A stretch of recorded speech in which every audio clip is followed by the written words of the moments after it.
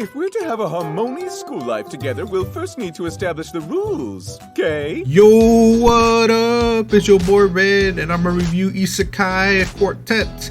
Basically, some of my favorite animes put together in chibi form. Now, I'm not the biggest fan of chibi, meaning, cutesy thing, but I think it's done enough, well enough to keep some of their old aspects in check, where I'm like, okay, they're just short, miniature people bound together in this world in order to go to school together, which is weird. They even call it out too, so I'm like, okay, they call it out that some of the people there are older and shit, like, how are you guys still in high school? But anyways, what is Isekai Quartet, right? Well, I just told you, but what is Isekai? That's a new term I never heard of before. I had to actually look it up.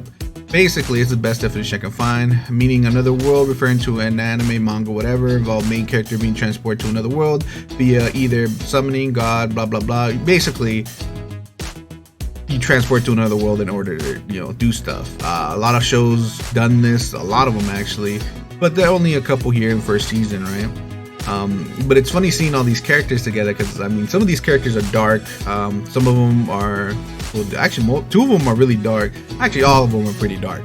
Meaning, a lot of shit happens to these characters, and it's funny seeing them together in this school environment and seeing what the fuck is gonna happen. A lot of people from the different shows are at the school as teachers and shit like that. So it's you have to kind of watch these animes and understand who these characters are. From the cast that I've had right now, I've only seen 3 out of the 4 shows represented here. And I'll tell you which ones they are when we go through the characters and stuff. I'm not going to go through every single character, that's insane. But from what I understand in this world, their powers are kind of fluctuating. So, knowing which ones are the most powerful is really doesn't help you here, because their powers are negated by other characters and stuff like that. It's kind of weird, you have to really keep up with it. But overall, I can't wait to see what happens in this world, especially the way season 1 ended, where we're going to add more characters. And I already know which ones, but I'm just saying. Alright, so these are the 4 main shows that are put together, right?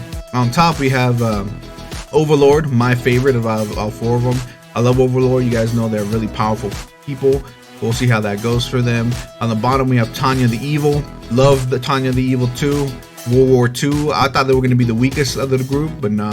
And then to the right, we have, I think it's called ReZero or some shit right there. My least favorite, but here we are. And yeah. And then the last one, which I've only really seen fan art and shit, never really seen this show. It's the only one I haven't seen out of the 4. It's KonoSuba or something like that, right? But overall, I might watch that one. But it's a good, this group right here, the main core right now, is pretty funny. And it made me laugh. And I had a good time watching this show, actually. I thought I was not going to like it. But then again, I do like Hitalia and stuff like that too. So it's great to see these characters together. Some making friends with other characters, going on a beach cruise. Basically doing what do you call that, a test of courage and shit like that. It's a good time, and I enjoy it, and it's done really well actually. The art is really crisp and clean. I'm like, whoa, and still sexy enough where like the characters are hitting on other characters, which is great. I love that shit. And like I said, I can't wait to see who's next in season 2. I'm gonna watch that and review that as well.